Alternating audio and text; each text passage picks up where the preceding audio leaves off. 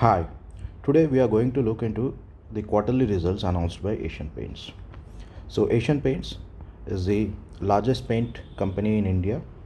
If you look at its market cap is around 2,20,000 crores, and its nearest rival has a market cap of 62,000 crores. So, it means Asian Paints is more than 3 times larger than its nearest rival in the paint industry. It is the market leader in paint industry. So now we'll look at the recently announced quarterly results. So whenever we look at the quarterly results, we need to compare the same quarter of the previous year.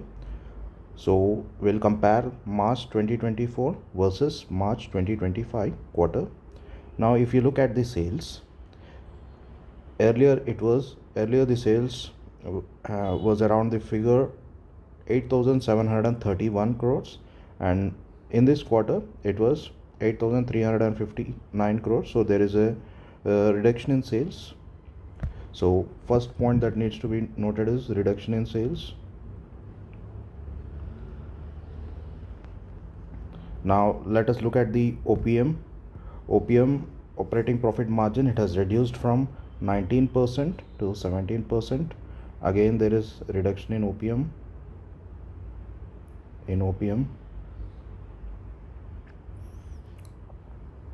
Now let us look at the net profit. Earlier it was 1275 crores, now it is 701 crores. So there is a reduction, and reduction of 45% in net profit. Reduction of 45%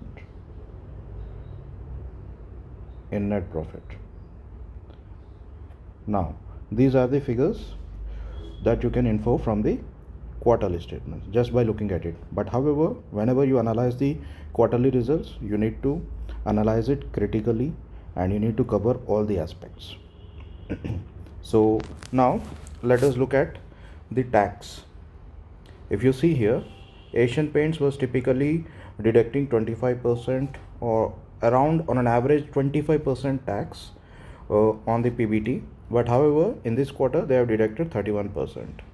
So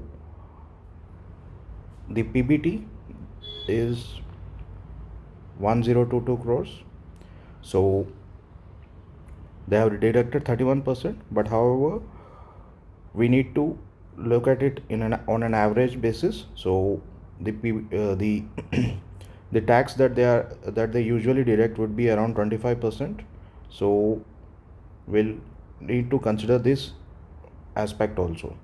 So now, and one more thing is, there has been a sharp decline in its other income. So other income, if you see in the same quarter of the previous year, it was 212 crores, but however now it has come down to 60 crores, minus 60 crores. Now if you look at this, just let me click on it, other income. So now if you see, there has been certain exceptional items in this other income of 183 crores. So this you are not going to see every quarter, because this is an exceptional item.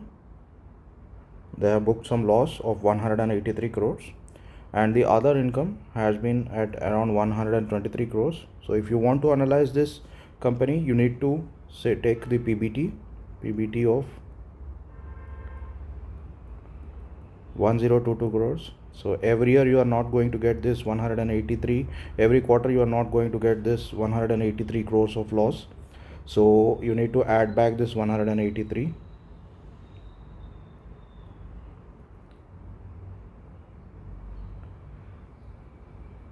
So this would be 5, 10, 1, 2, 1205 crores of your you need to consider 1205 crores as the PBT.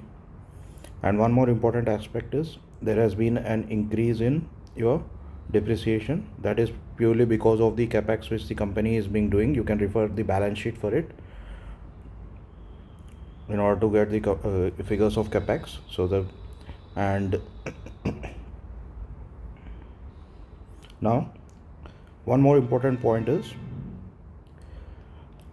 on this 205 crores, you calculate, you take 25% as the tax and deduct 25% from there and do this. You are going to get the net profit. So this comes around 904 crores. So there is a reduction of 25%.